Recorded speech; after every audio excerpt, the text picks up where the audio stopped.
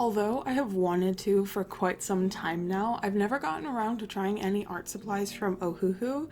They have a very wide variety of art supplies, but primarily are known for alcohol markers, at least in the realm of the internet I'm in. And I was really excited when they reached out to me and asked if I wanted to work with them and offered to send me quite a variety of art supplies. I really wanted to try alcohol markers because I've heard so many good things about Ohuhu alcohol markers, and they did send me some. They arrived at a later date, so we'll be using those in a future video. But they also sent me acrylic markers, a mixed media sketchbook, and their colored pencils, which I didn't even know they had colored pencils. I knew they had acrylic markers because I've seen other artist YouTube accounts make videos on them and show using them. And I was also excited to try new paper. I love trying new things. I love getting sent things. It's so fun. I love swatching new art supplies. I love playing with new art supplies. So I was really excited to try all these different items. Unfortunately, I just didn't see colored pencils and acrylic markers working together with the way I do my art personally. You can definitely do mixed media with those two products, but it didn't seem like it would be like super making sense for me. So this video is just using the acrylic markers as well as the sketchbook that they sent me, and then I'll make a future video showcasing the alcohol markers as well as these colored pencils. I will show them to you guys though because they're really pretty. I was actually really surprised opening this because the tin itself is like really heavy, so it feels very nice. And there's a really nice selection of colored pencils. It comes with 72 different colors. The tin is really nice. The pencils are really nice. Something else that Ohuhu does that is actually lovely is they include a little pamphlet about the art supplies themselves with every art supply. It was really helpful when it came to the acrylic markers because it gives you instructions on how to use them and other information about them. And I just think that's really helpful. It's something that, like, personally with that kind of stuff, I'll look at it once and throw it in the trash. So in that sense, it's like a little wasteful to be printing, but at the same time, especially for like acrylic markers and alcohol markers, if you're just starting out, it comes with like all the swatches on there and all the colors that they have available, as well as information on how to use them. It's just something nice to include, I think. As far as the acrylic markers go, this is the case that they came in. It has a little design printed on the front and then information printed on the back. All of Ohuhu's art supplies come with their own printed swatch card, which is really nice. I personally always go ahead and make my own independent swatch sheet, whether that be in my sketchbook, it be on a loose sheet of paper, something like that. But I do really appreciate when brands give you your own little thing to work with. That way you can have like a separate loose one if you want to hold on to the one they gave you. It's just convenient and nice when they do that. And then as far as the case of these markers go, I will say this is like my least favorite kind of case for anything, whether it be acrylic markers, alcohol markers, etc. I don't personally like the little like sleeves that you have to slot every marker into.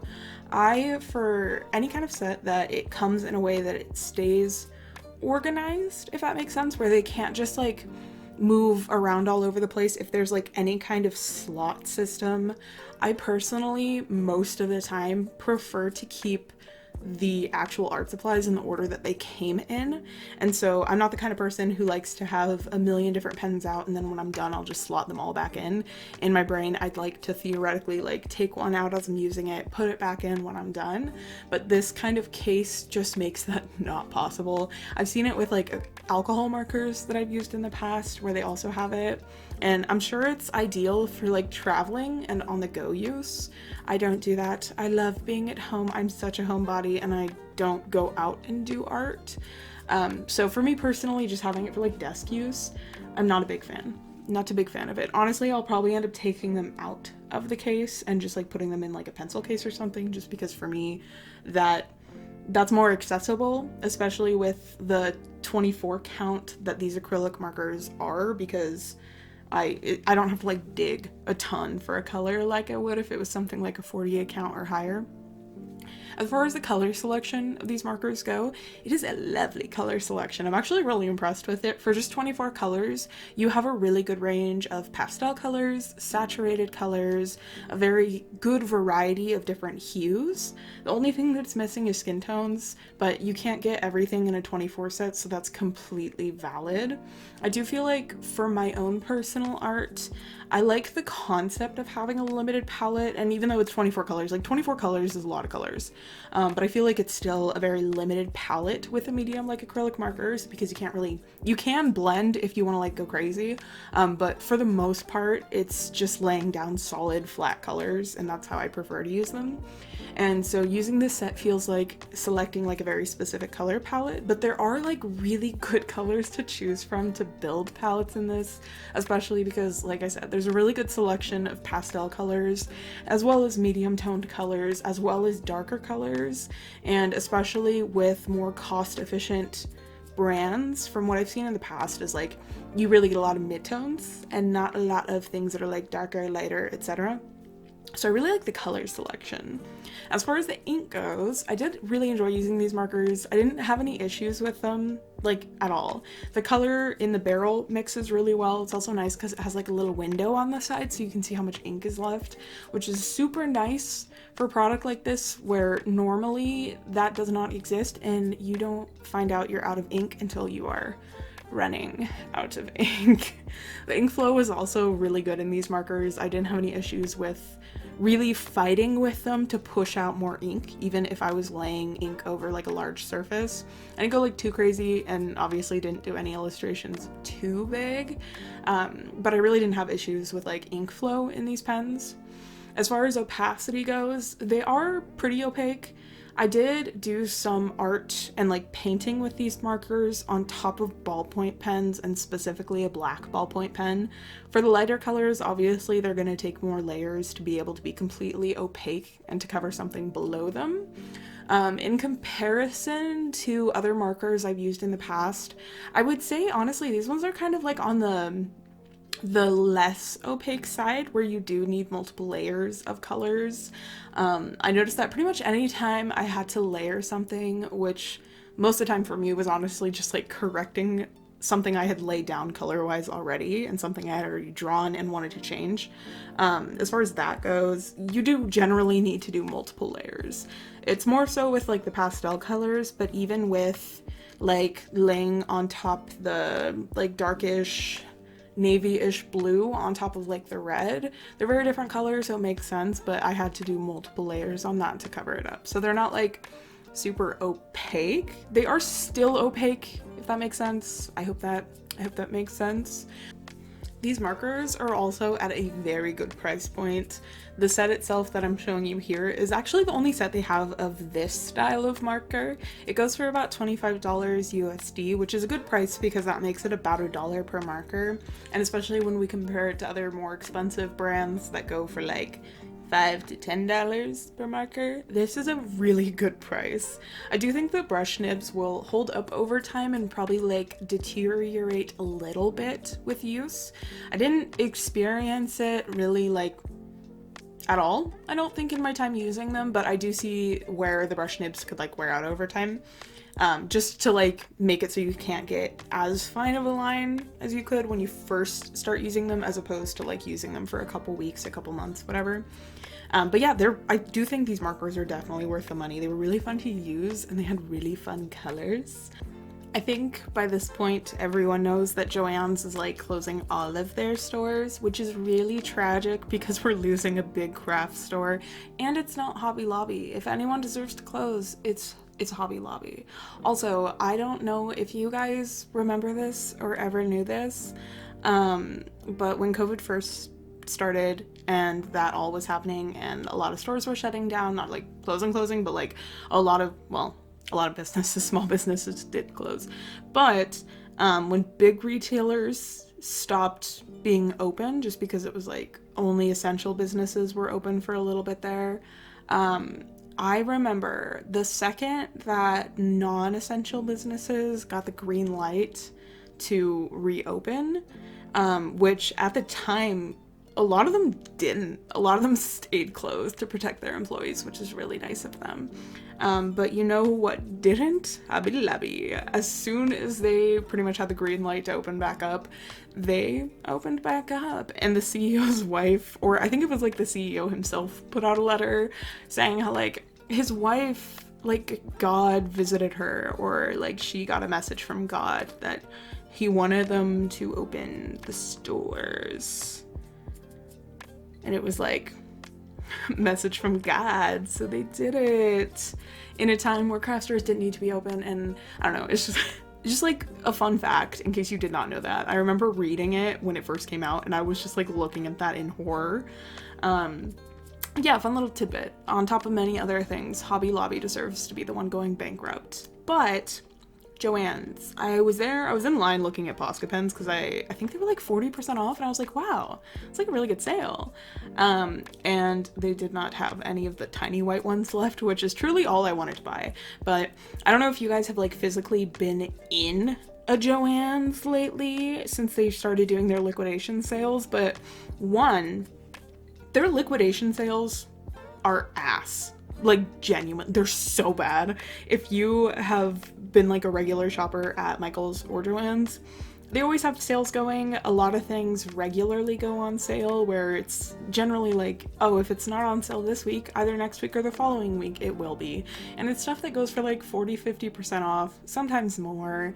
The way they have such bad sales. Like, I remember going the first time and I was like, I really want to look at storage because they have like collapsible storage totes there that are in various sizes. They're really inexpensive and they always went half off. I had just bought some prior to them announcing that they were going to go out of business and were filing for bankruptcy and closing every Joann's.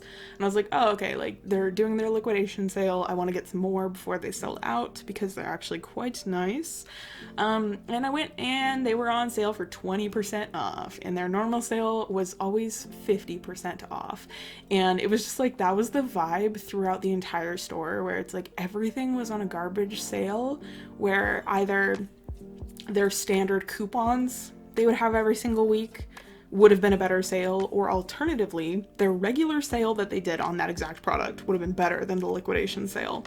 And then you're like, okay, so no one's gonna buy anything. No, actually, people have been panic buying beyond belief. Areas of Joann's that like I personally have never shopped from, I personally never bought anything from, and they're like the weird niche things, they were wiped out instantly. Like art supplies at Joann's, they've never had a huge selection of like drawing supplies, absolutely wiped out at like 15% off. It's crazy. And I know like it's really unfortunate because especially a lot of older people are probably the primary audience for the panic buying, because so many older people just like aren't capable of ordering things off of the internet. They don't know how to use technology. They absolutely could not make an order on a website. And so like it's a lot of these people being like, I literally don't have any other option than to buy from this place, and they're going out of business, so I want to stock up on thread, I want to stock up on fabric, on art supplies, on paper crafting materials, like crazy stuff. I don't like sew, so like thankfully that is not impacting me. If I ever want to sew now, it'll be immensely more difficult. But it was just like so crazy. One, seeing the lines that there were, especially in like the first couple of weeks of their liquidation sale, because my partner's gotten really into sewing, so unfortunately this is gonna impact him. And there's this one time we were like, yeah, let's just like pop in, see if the sales have gone down, like whatever. And we literally just like stepped into Joann's, and the line was the longest I had ever seen. There were so many people near the front of the store. We both instantly were just like overwhelmed with the volume of people that we were like, let's turn, like, let's go. I don't want to be in this building. I don't think I can even walk around in here. It's loud. There's so many people in the store. If we find anything to buy, we will be in checkout for like half an hour. It's been crazy. And like I've periodically gone to check and just like see what they have left and see how their sales have gone up, and they're like shipping everything out that they had in their warehouses to their stores to sell, because they stopped selling stuff online. So it's just like, I don't know, it's fascinating. It's just crazy to walk in and be like, wow, these are like shit sales and there's nothing left.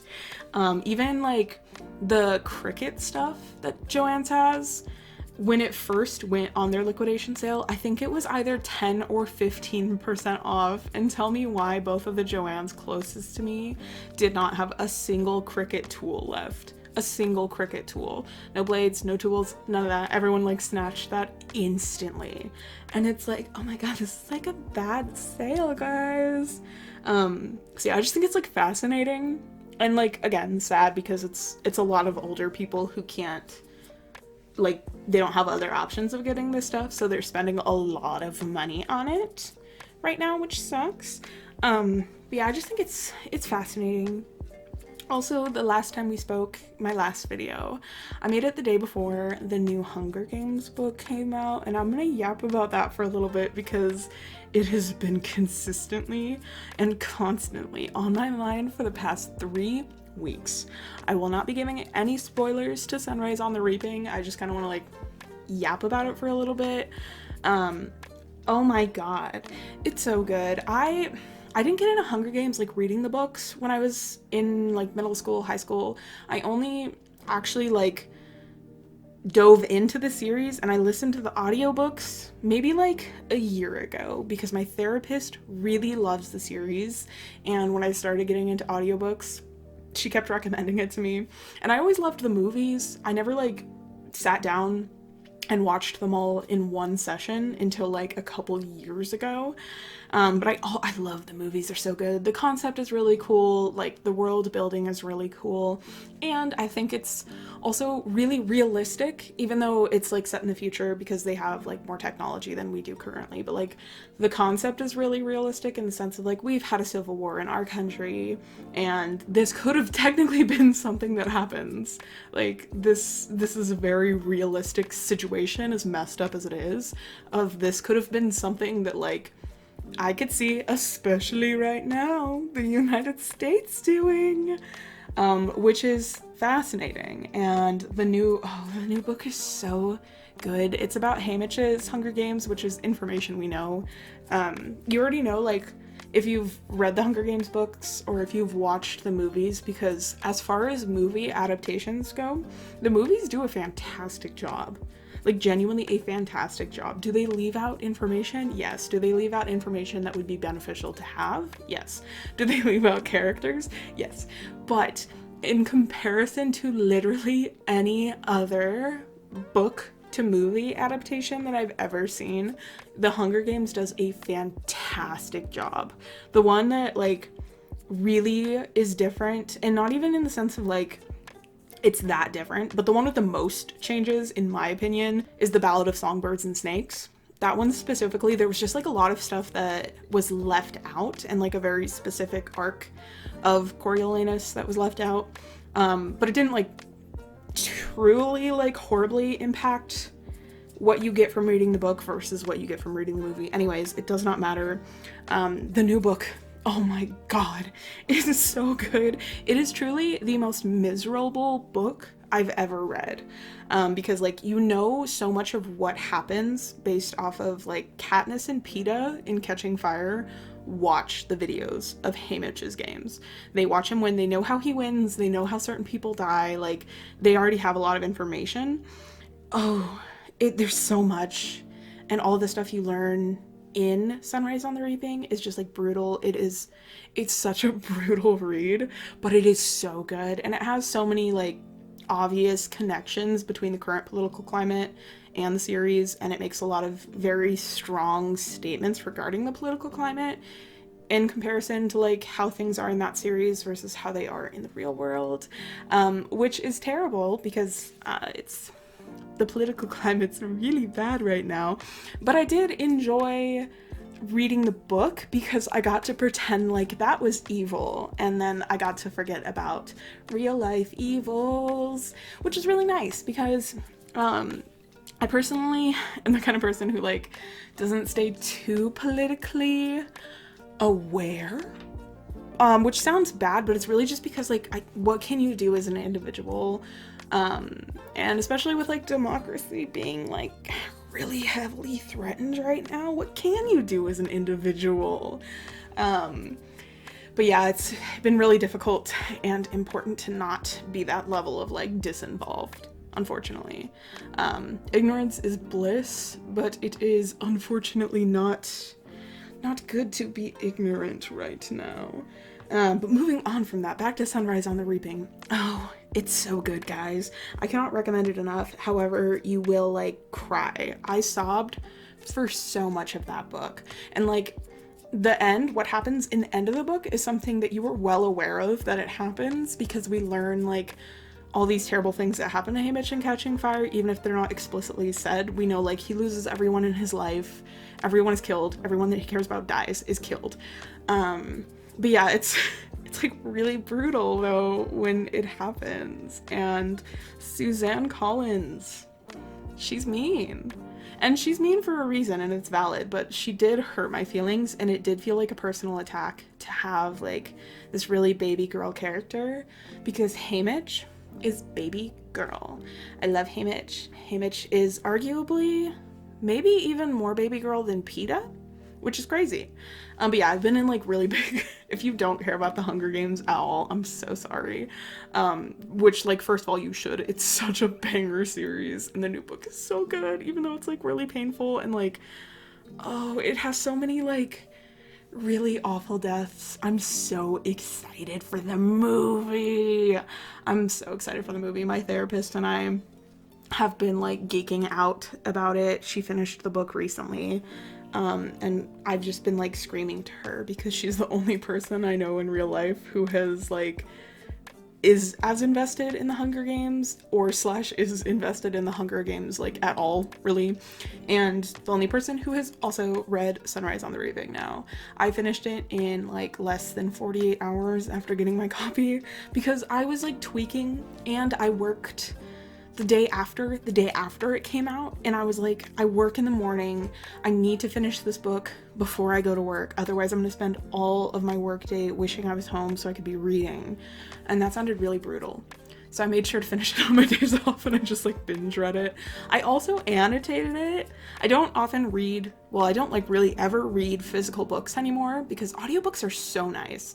I haven't consumed books in a long time until I started listening to audiobooks on Libby. If you want to listen to audiobooks and you're like, I don't want to pay for Audible because Audible is so expensive, it's a scam, get your free trial and then get out of there. Get your free 2 books and run. If you ever want to listen to audiobooks or read digital copies of books, ebooks, check out the Libby app. It's free. You hook up your library card to it. You can lie. This is our little secret. You can lie to some other libraries across the United States and say you're a resident, and Google a random address in that county and get a library card through them, in case your local library doesn't have a huge selection of ebooks or audiobooks that you want. Just so you know, I definitely don't have like 6 library cards on my Libby account. I definitely don't have like 5 out-of-state library cards on my Libby accounts. I would never. That's crazy. So there's that information if you want. It's so nice though.